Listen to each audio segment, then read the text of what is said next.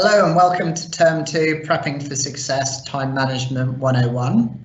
The Prepping for Success series is aimed at getting key information and advice out to students at key points in the academic calendar. I'd also like to acknowledge the Bedigal people, who are the traditional custodians of the land here at Kensington campus, and pay my respects to elders past, present and future. So, without any further ado, I will pass to Bridie Martin, your presenter today, to get cracking with Time Management 101. Thanks, Paul, and welcome everyone. I can see that we have quite a few attendees here. It's lovely to see you all. I really wanted to thank you for turning up to a workshop like this. I know it's probably that time in the afternoon when you're feeling a little bit low on energy. So welcome, and hopefully we can cover some issues that you might be experiencing or you might experience while you start your learning journey at UNSW. Okay, so I'd also like to acknowledge the traditional owners, the Bedigal people of the Eora Nation that are the traditional owners of the land in which I meet here with you guys today. I pay my respects to elders, both past and present, and I extend that respect to other Aboriginal and Torres Strait Islander people who might be with us today. Also, I note that the land was never ceded and it always was, always will be Aboriginal land. Okay, next slide. Thanks, Paul. So just a very brief overview of today's workshop. I like to take a little bit of a different angle and introduce the idea of time and get us to start to think about what time actually is and why it might be such an impact on us whilst we're studying and whilst we're university students. I'll also talk a little bit about how your perception of time might actually change the way that you use your time, and how that can be sometimes a disadvantage if perhaps we are thinking about time in a particular way. It can impact the way that we go about our uni work. So I'll call that TP for time perception. We'll then also go over why time schedules never work. So I'm very aware that for many students who are transitioning to uni from high school or even just in general life, that managing your time through a schedule can sometimes be really challenging. And often students will come to us and say, at the student support service, they'll say, look, the schedule that I've designed never works. And I tend to agree with you, and we'll probably be able to touch on a few reasons why your schedule might not work and what we can do to improve that. We'll then cover 5 tips of ways of managing your time better, or ways of becoming in control of your time. And then finally, we'll talk about where to get help at UNSW. Okay, thanks. Next slide. So I can see that we've got about 15 students with us today. And so, I always like to think about what brought you guys to this workshop. I know, if I introduce myself, I'm here because I work in one of the student support services, and a lot of the students that we see are really struggling. And one of the things that they come and talk to us about is the struggles they have around time, around managing their time, around fitting in their assignments, getting everything done by the due date.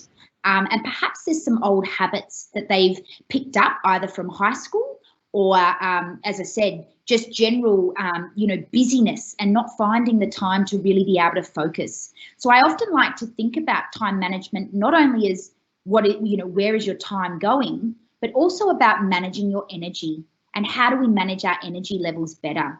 So, I've also put this beautiful symbol of the wattle. Okay, so why I put that there is that there is a long history, particularly with Australia's Indigenous people, that the symbol of wattle or the growth of wattle symbolised change of seasons. And so I'm hoping that you guys can come to this workshop and pick up some skills and ideas about how to change, how to make a change in your life. You don't have to not enjoy the uni journey. It can be incredibly challenging, but it doesn't mean that the challenge can't be, enjoyable. So my goal really for you guys through this workshop is to get you guys to build some skills so that you can better understand and make use of your time at uni. Okay, next slide. Thank you. Next slide, please, Paul. Thanks. Thank you. Okay, so I always like to start by thinking about what is time. Okay, this question of time, I always think that it's actually quite a imaginary concept, but obviously that there is many ways of viewing time, and culturally there are ways that we use time and how we've measured time. So the kind of examples that I've given here, the ancient Aztec calendar, the Nunga seasons, which, you know, as I mentioned just before, that is traditional to the Aboriginal people. In this case, this is particularly around the Nunga, which is in Queensland. And then, you know, the example there of the oracle bones. Okay, so, you know, one of the first examples of measuring the lunar calendar. There are many ways that we can view time. And so it's important that we start to become more in touch with, how do I currently see time? And am I reflecting on it in a helpful way? Next slide, please, Paul. Thanks. So when we think about your perception of time, you know, there's many ways that we might view it. If you are the science student, you might look at time as being a measurement of change, something that we use to measure the changing of, you know, anything, whether it be something in nature, whether it be business, whether it be, so, you know, we can view it as something to measure. It could be, you know, a bunch of experiences. Perhaps the sociologists out there might see time as a social construct, something which amongst other people or cultures is constructed and therefore used in a particular way. If you're in the business of business, then you might see time as a commodity, something which we need to utilise really well in order to, you know, sustain growth or business. For others, you know, we might see, you know, time as something which is a real blessing. You know, it might be something that you're very connected to, that your time is something you utilise, you know, in ways that are quite, in some ways, quite, you know, sacred, that it's important, that it's something that we don't want to let slip. And then finally, something to be enjoyed. You know, that's where I kind of come from in the support service. I hope that we get to a point where we can balance the pressures of university and the pressures of managing our time, as well as recognising that we need to enjoy our time while we're here, that you could potentially be here for the next 3, 4, 5 years. And so if we are viewing time in a way where we don't think we're going to enjoy it, then we probably need to reevaluate that, and perhaps even talk to someone, as I said, to build some skills around time management. Finally, you know, looking at whether we have control over time. Is it something that we can control? And that's probably a question that we want to answer through this workshop. All right, next slide. Thanks, Paul.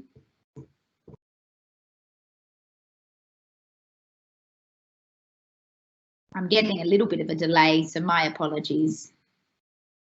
Is that moved over for you, Paul? I'll just move it over for you now. Just bear with me a second. Thank you. Okay, so I'm going to put this out to you guys. I can see that there's a few attendees here. If you could just pop into the little question mark box, if you have that handy, or you have a keyboard handy that you could pop into that box. And I'd like to hear from you guys what some of the reasons are that you believe that time schedules that have been designed in the past perhaps don't work. And I'd love to see some responses. So I'll give you guys perhaps even just a few minutes, or just a minute or so, to put in that box if you've got some answers as to why you think time schedules might not work. We'll do a little bit of a countdown for 30 seconds.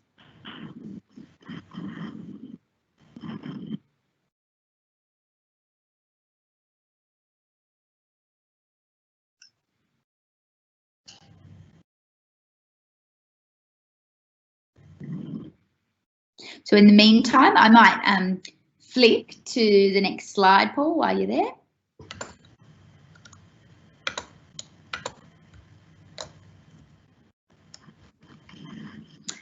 Okay, so as I said, at the Student Support Service, one of the things that we frequently see students for is the issue of time management. And some of the things that we see quite frequently are that, you know, people find schedules too rigid. They don't allow for things that crop up in everyday doings. So, you know, even if you go for lunch and you have to wait in the lunch line or the subway line too long, then you feel that the schedule has already kind of, you know, slipped out, and therefore you may as well not follow the schedule. It doesn't really allow for the flexibility of day-to-day life. Other things that people have mentioned, and thanks for those that have put in the response box, you know, you try to often get too much in a schedule. Yep, that's definitely correct. And then there's often too many things to deal with. Yep, I would agree with that as well. People also mentioned that, you know, the actual practicalities of keeping a schedule, it often gets lost. It's not easy to go to. They can't find where they've kept their schedule. So there's some kind of management issues there with how to actually, you know, make it a functional part of their day-to-day studying life. Also, a lot of students come to us and mention that their time schedule makes them feel more pressure and more stress, because when they actually look at what they hope to achieve, then it can sometimes create some feelings of, you know, additional pressure. And then also never giving them enough time. So, you know, that's a little bit of an issue more generally, is that how do we know how long a task will take us or should take us? And sometimes, often the case is that we'll set ourselves goals where we expect them to take perhaps an hour or half an hour, and then they often bleed out and may take 3 or 4 or longer. So, you know, it's sometimes, you know, that we feel that we do not have control over the schedule. And that's why I asked that question, you know, when we put a schedule together, who is in control? And students will often say, I don't feel like I have control over this schedule. It is controlling me. And so part of our goal is to start to work out, well, how can we have a schedule that allows me to feel in control, that allows for the flexibility that I need in my day-to-day. If things take longer than expected, then that's okay. And so we need to design a schedule that really, it's about the mindset that we approach the designing of the schedule that matters. So on the left there is one example of a schedule that many, oh, and I just wanted to point out, someone said because of a lack of passion. Yeah, I think that's something that we, you know, perhaps can touch on a little bit later in the workshop about if we are missing, you know, the passion or the motivation, perhaps time schedules can become really irrelevant. So anyway, the schedule that we've got up here, this is, you know, an example of something a student has once sent me, and plenty have designed schedules where they're particularly vague. And, you know, as I said, this schedule here doesn't really give any indication of whether, you know, you're going to have some flexibility to be able to adjust to the changes that naturally happen in study. So next slide, please, Paul.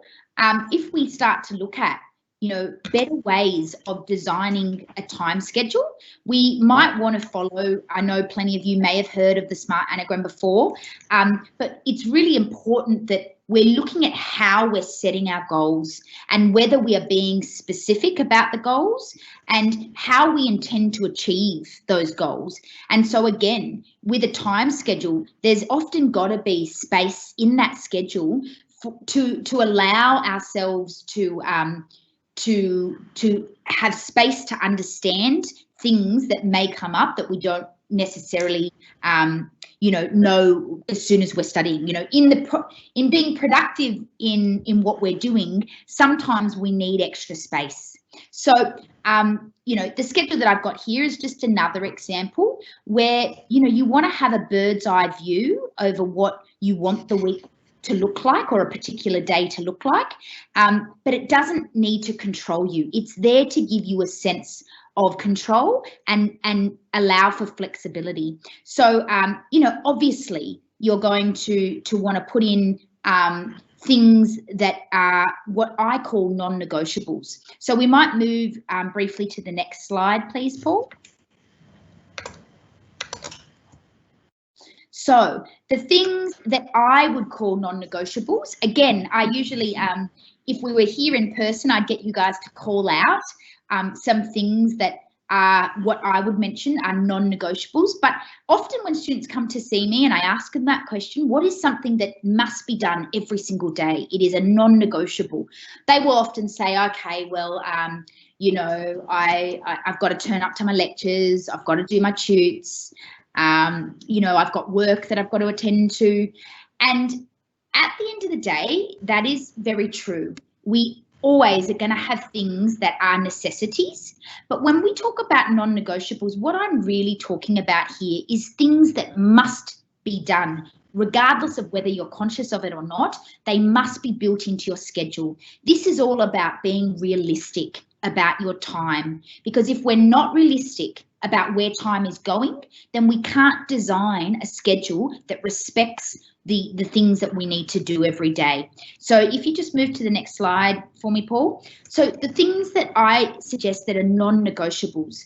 The first one, and the research will support this, okay, the first thing that really should go into your time schedule is things that you enjoy doing, that bring meaning and joy, and as one of the participants here mentioned, that bring passion into your life.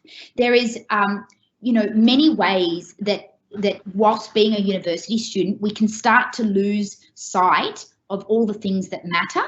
That's quite a dangerous road to get down, because if we don't create meaning and have joyful experiences in our life, studying actually becomes a lot harder. So having a balance, and also, you know, acknowledging that these things we're drawn to naturally every day anyway. If you, you know, watch Netflix, or you're on your phone catching up with people, calling family, perhaps you've got, you know, you like to go for a walk or exercise or do gaming. These things matter.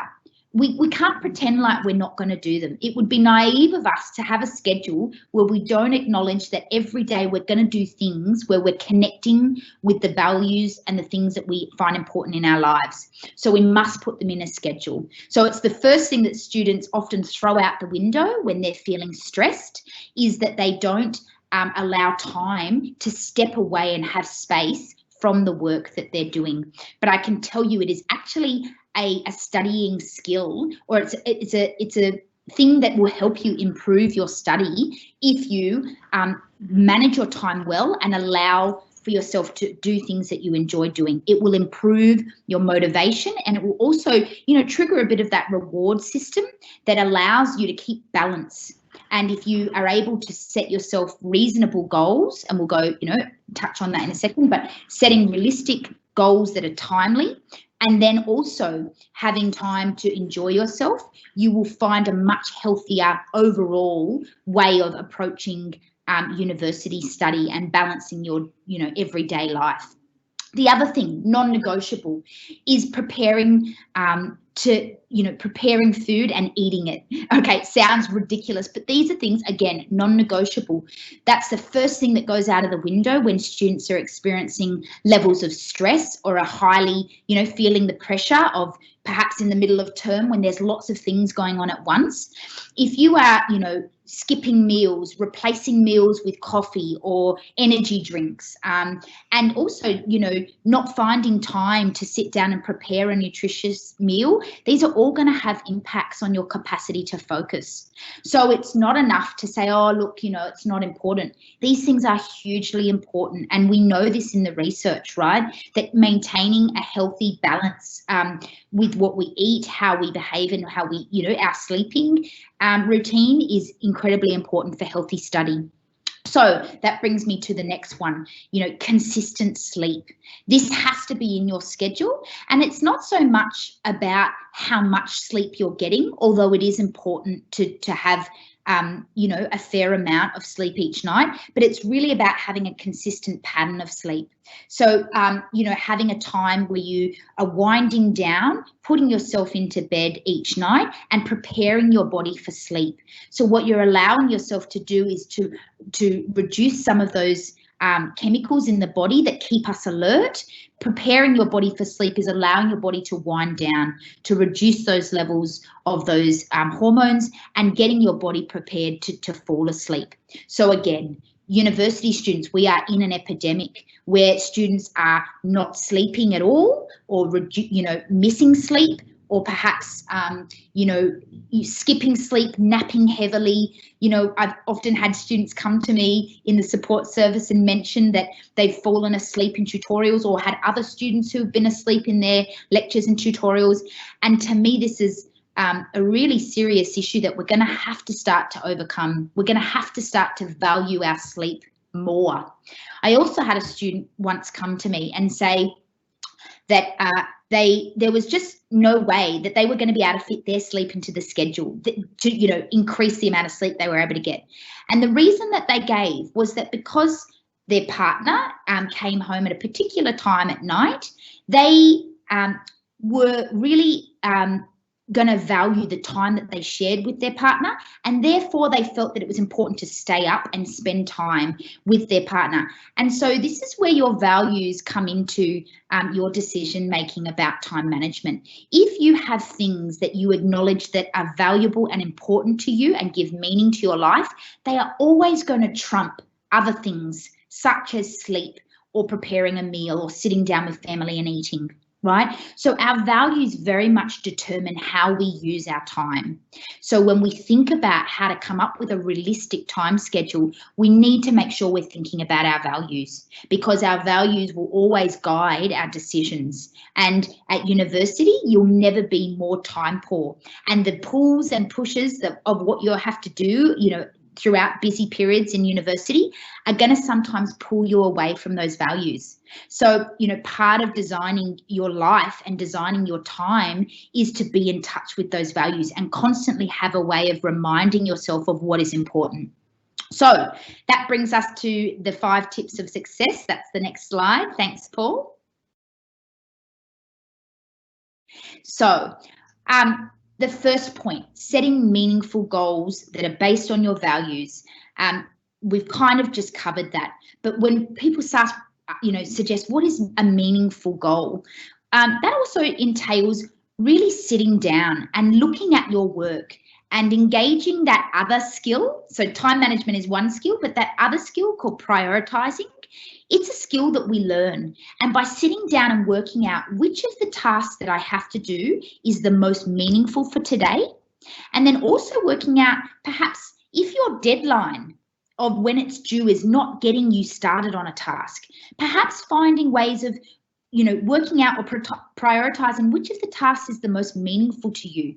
Sometimes that can get students out of a habit of procrastinating. If we again come back to, all right, I've got a whole list of things I need to do, but which of these, if I'm not necessarily motivated, and sometimes the work is completely unmotivating, but if I'm not particularly motivated, how is a way that I can find connection to the work that I'm doing?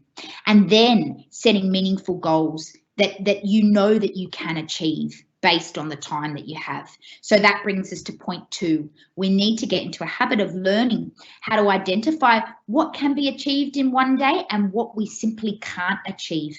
So part of that is around acceptance, knowing that, you know, there are some days where not everything will get done. And that is part of the learning journey, is accepting it, that, okay, I didn't quite get those things done today, but then coming up with a way of, or a plan for how you might get them done later in the week. So your time schedule should allow for spaces where you may need to come back and address some of the things that you've missed. So your schedule is not there to control you. You do not follow it to a T. It is like having the bird's eye view over your week and saying, okay, if that lecture took longer to understand, where on my schedule may I be able to come back and slip in and read, you know, go over that stuff that I was looking at. So it's giving you back the control, not the other way around. It is a shift in your mindset. The schedule should not be there to control you. You are there to guide your week and have built-in flexibility. Okay, the third point, learning to say no. And really being able to stick to it. So again, I can tell you that I've seen many students over the last couple of years who, over the time that I've been seeing them, have come to a point where this issue of not being able to turn down offers, whether that be from other peers, family, workplaces, You know, these things, these, you know, constant demands that are on us can become a real pressure point. And sometimes we hold a lot of guilt, and that is a real energy sucker. So we need to be able to work out ways of being able to say no, or have that conversation with the people that you love and be able to say to them, look, right now may not be a good time because I can already see my schedule this week is quite busy, but you know what, I'd love to meet up with you at this later date. So that is a real skill. A lot of people don't like that, like to avoid those conversations, but it is something that if you can learn, that saying no doesn't mean you don't appreciate the people that are in your life, but it is a way of balancing and being in check with your time and managing yourself and setting healthy boundaries. You're far more likely to get things done and to be able to maintain healthy relationships, which we know is core to well-being. And is also core to being a, you know, a really healthy learner, someone who can balance and juggle life's responsibilities. All right, number 4, starting small. So again, I can use an anecdote from one of my students who was in their 5th year of law, who came to me and said, look, you know, I really am struggling. I'm terrible at this, you know, studying technique. And I at this point, I can't even open a textbook. And, you know, what that says to me is that if we don't appreciate the simplest tasks of opening up a textbook, then we are never going to be able to get to those bigger goals. So sometimes setting yourself the smallest goals possible is really important. So never underestimate how important the 1% is. And just on the other side of the slide there, I like to use the concept of kaizen. It's a Japanese word. It's often used in business logic, which means kai meaning change and zen meaning good. Put together, it's used to say continual improvement. And when they use it in business methodology, what they're suggesting is that if you can create tiny 1% changes, you are going to, at the end, get a far bigger result or a far bigger change. But if your mindset is fixated on setting yourselves really large, unachievable goals, then often we fall into the category of fears that we're not going to get them done. We might also feel, you know, that they become far too difficult, and all of those negative thoughts that we have that lead to procrastination often start to creep in, and particularly self-doubt, the belief that we aren't able or aren't capable to do the things that we're going to do.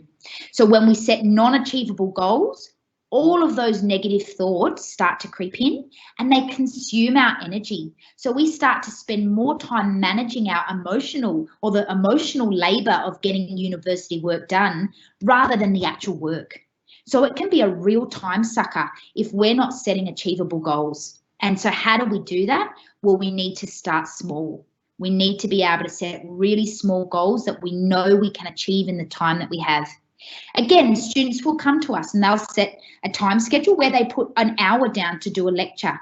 When we know often that sometimes a lecture, whilst it runs for an hour, can actually take 2 hours to understand and synthesize the information.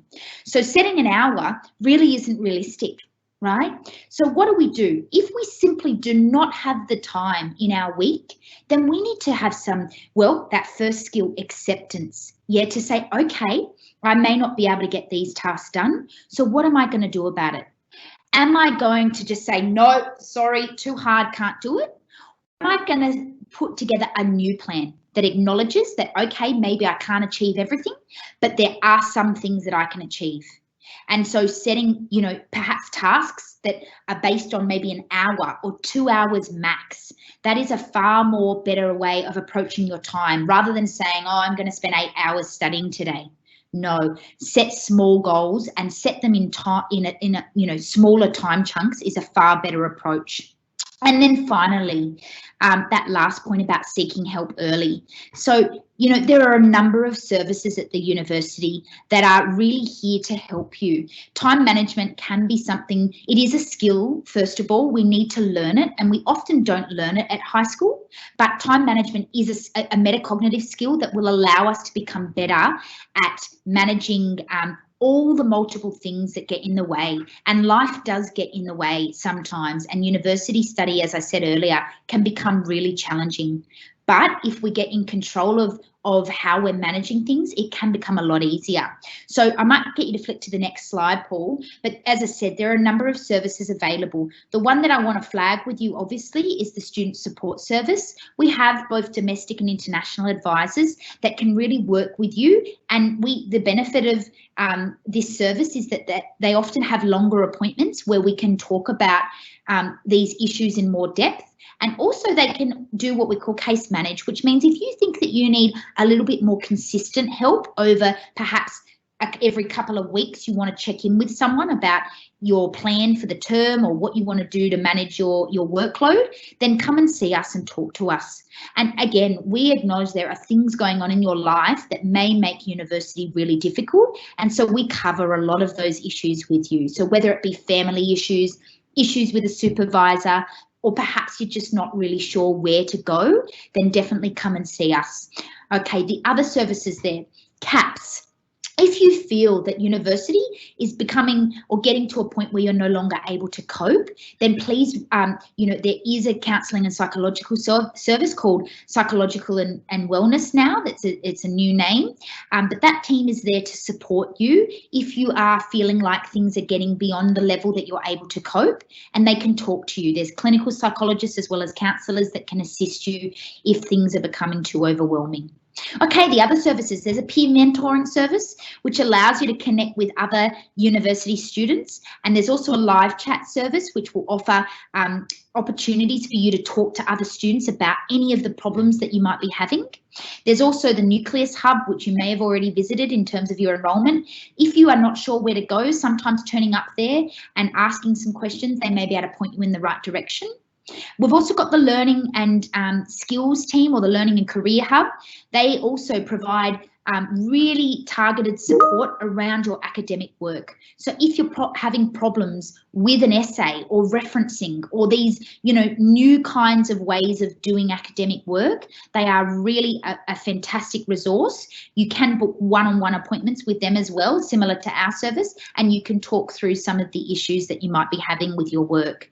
And then finally, there's ARC, who you might have seen in the bright green colour around campus. So they are in control of everything social at UNSW. They've got a range of societies that you can join. They also have a fabulous legal service. So if you are a student who may have something come up in terms of perhaps it's your housing or tenancy issues or something to do with your COE or visa, or maybe you're a student who has also had appeals issues in terms of academic standing, you can also seek help from the legal team. They've got two fabulous legal advisors down there who can assist you with any questions that you might have. So there are a whole bunch of services here to help you. And, there is no reason why you can't reach out to us, and we will do the best we can to point you in the right direction. There's one last service who I haven't put up there yet, which is the Equitable Learning Service. They are under ELS. They are there for all sorts of both physical or mental or cognitive disability. So if you feel that you need extra additional adjustments put in place to help you get through your degree, then you can also download the forms off their website, register with the Equitable Learning Service, and they'll put in place a plan for you to help you manage your university workload. So if you had any other questions about that or wanted to Google them, you just need to Google ELS, and there'll be a lot of information on the website. So on that, I thought we might just put it out to you guys to see if there were any questions that you might have for me specifically, either about the stuff we've talked about or even about any of the services that are available. And obviously you can always send me an email at the advisors inbox. So that's ADVISORS. advisors@unsw.edu. But yeah, I might put it out to you guys and you, Paul, just to see if there's any questions that anyone has about what we've talked about. Thanks, Bridie. That was amazing. Just a quick question that's in there. In terms of booking up appointments with you guys at Student Support, how do students go about booking in an appointment? Great. So if you were to go to our website, which is the Student Support Service, or if you Googled UNSW student support. I can get Paul to put that in the chat box. There is a button up the top, a yellow button, which will link you to the booking website page. And so there you'll get to see a bunch of initials, or on the website, it'll also list the advisors that we have available and the time. So you can find a time and a day that suits you. And as I said, our appointments are free, they're completely confidential, and they're often at, 45 minutes, between 45 minutes to an hour long. So we can really talk about some of the things that are going on and try to come up with a plan to make things a little bit easier, particularly if you've just started at UNSW and you're unsure about, how things are going to work out. It's sometimes a really good time to seek help early and come talk to us. Was there any other questions? Yeah, Ivan had a statement about timetabling. He said that he's found that scheduling study usually fails. You need to schedule actual individual activities so you don't end up doing easy work and avoid what you need to do most. Yeah. So I suppose scheduling and prioritization. Yeah, and I would totally agree with you. And I think, if we had more time, and perhaps this is something, if you'd wanted to come see us, Ivan, we could talk a little bit more, but alongside a time schedule, we often like to keep, or I suggest to students to keep something along the lines of what I call a bullet journal. So a bullet journal is really a distinct list of tasks that are achievable. So not just writing down, oh, I've got to listen to this lecture, or I've got this reading to do. Trying to become really more targeted around what you need to do, and particularly that involves that second skill of working out how you're going to achieve it. So when I talk about the idea of metacognitive skills, what we're thinking, or what we're trying to teach people, is thinking about how to think about a task. So yes, you are 100% right. Just having the schedule really is about having that bird's eye view, but what needs to be used alongside your schedule is something like a bullet journal, which lists all the tasks that you may need to achieve over that week, or even for that day.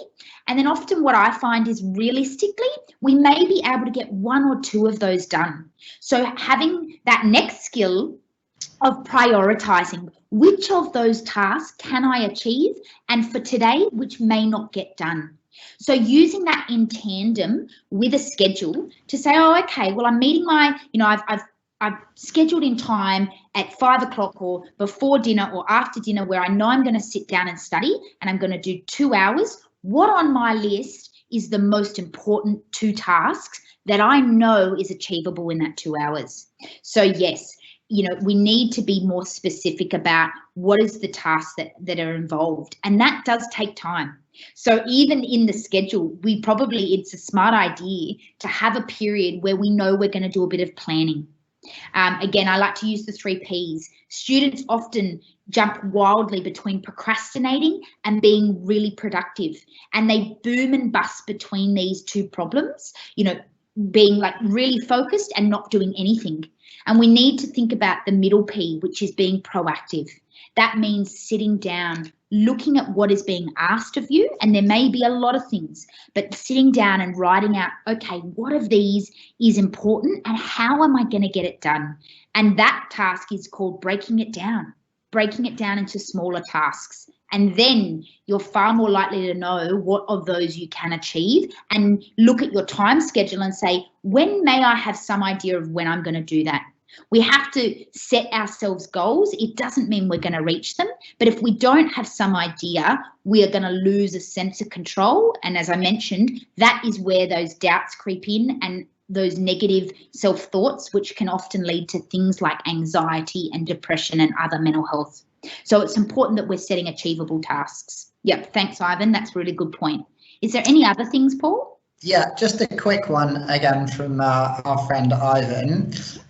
In terms of pulling together your schedule for your time management, what do you think is like best practice for pulling together your schedule? Ivan said he uses Trello.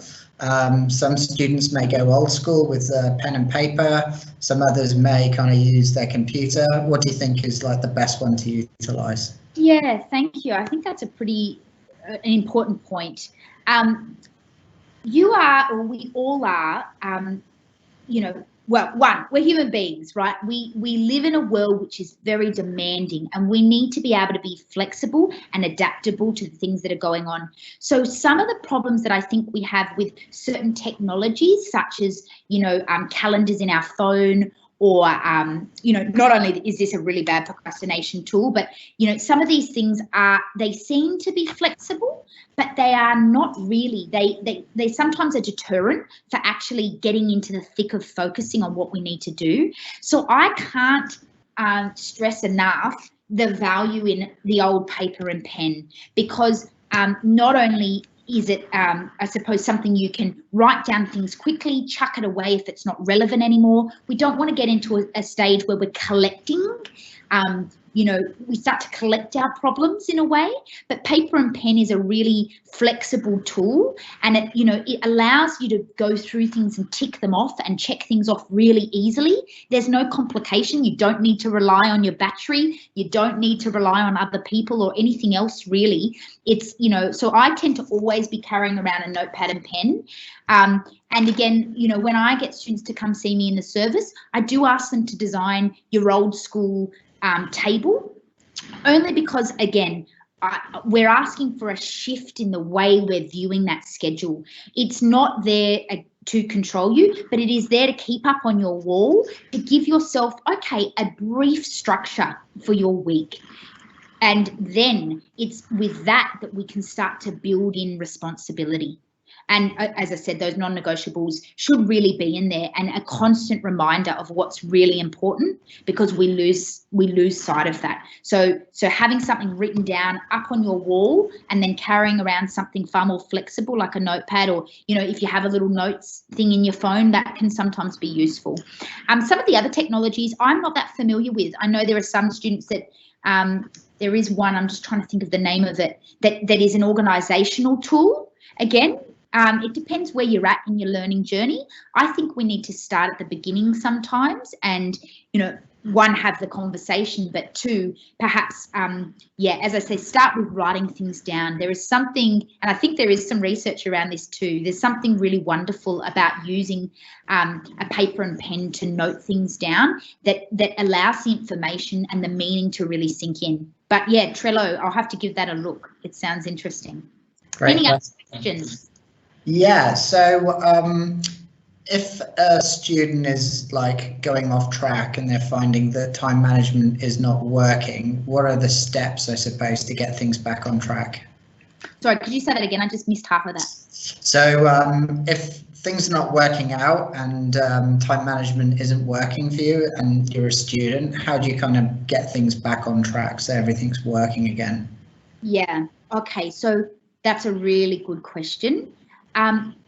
One of the things that is the problem with time management, or when we've identified it as a problem, is that we actually don't feel we have the time to work through the actual issues. So sometimes that's when we know it's a good time to put up the flag and say, I need help. And part of being in a time management issue is not having time to reflect on ourselves.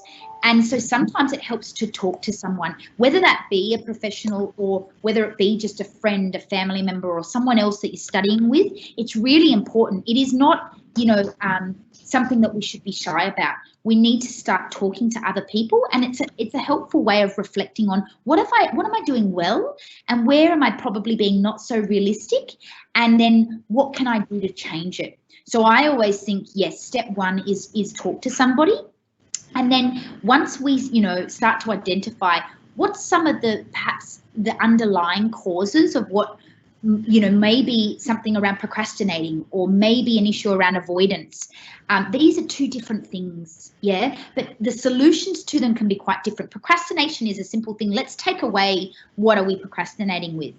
And that might be the solution. But avoidance, often there are things beneath that, like, a fear of getting things wrong. Maybe it's perfectionism. Maybe there's other things going on in your life that are drawing your focus away, and therefore university is just not going to be a priority. So if time management is becoming a serious issue for you, definitely come and speak to someone. You don't have to let it get to a point where you feel that the only solution is to give up and drop out, because we can find ways of getting around some of those problems. Particularly, you know, if you feel that it requires extra support, come and talk to someone. Great. Quite a tricky question, next one, but I think a great one. So how do you schedule in rest and other non-negotiables if you've got a lot of things to do? Yeah. So one of the hardest human skills, which we do not do very well in the modern age, and if you think about it in other contexts as well, is acceptance. So I've mentioned this a little bit in this workshop, but you know, acceptance is really where you acknowledge that despite the difficulties or despite the barriers that you might be having, you are willing to let go and acknowledge that sometimes things are not going to be the way that we hope them to be. So I think what we're talking about when we really talk about time management, particularly in this workshop, is we are trying to get into a healthy space where we're in a mindset where we can manage multiple things that might be going on, but we can't get to that space if we don't put in place healthy boundaries. So why I suggest those non-negotiables is because if you are not doing those basic things, then everything else is going to seem irrelevant. If you are not sitting down to eat or get good sleep, we can't pretend they don't matter. I know that there will be times in our life where we may need to sacrifice things here and there. That's okay and expected. But if we're just accepting that for the next 3, 4, 5 years of our life, we're never going to eat well, sleep well, and enjoy ourselves, we're in a big, you know, we're in a much bigger problem, and we probably need much bigger help, right? More than time management. So I get your point that sometimes those basic things are really hard to prioritize, but that's what I'm really hoping that we take from this workshop, is that we can't, we need to accept that we are limited in our capacity sometimes. There is only so much we can do. We are not a machine, and if we pretend we are, we will see that things become sacrificed, and one of them often for students is our mental health. So, and then we really spiral into a space which is not a good one, where time management doesn't matter because we're perhaps not able to get out of bed, or we're not able to really focus at all. So we've got to avoid getting to that point. This is early intervention stuff. How do I become really good at managing my time? Well, make sure that your values, the things that are really important, are definitely in there. And then we accept that around that, we may be able to get a few things done every day, but we won't be able to get everything done. And not everyone gets through a degree. No one gets through a degree knowing everything. So we need to accept that there are some limitations, but we can do that in a healthy way. Yeah. Excellent. Just another one that's come through. Ivan, thanks for asking some great questions today. So, Bridie, your thoughts on the Pomodoro technique, and I suppose taking breaks to increase your productivity. What's your thoughts on that? Yeah, so I think we've been asked that question before about the Pomodoro. So I think the Pomodoro is helpful in some contexts, because again, it works off the model of reward. So you know, whether you set yourself a 15-minute sit down period and then you're allowed to take a small break and then sit down and go again.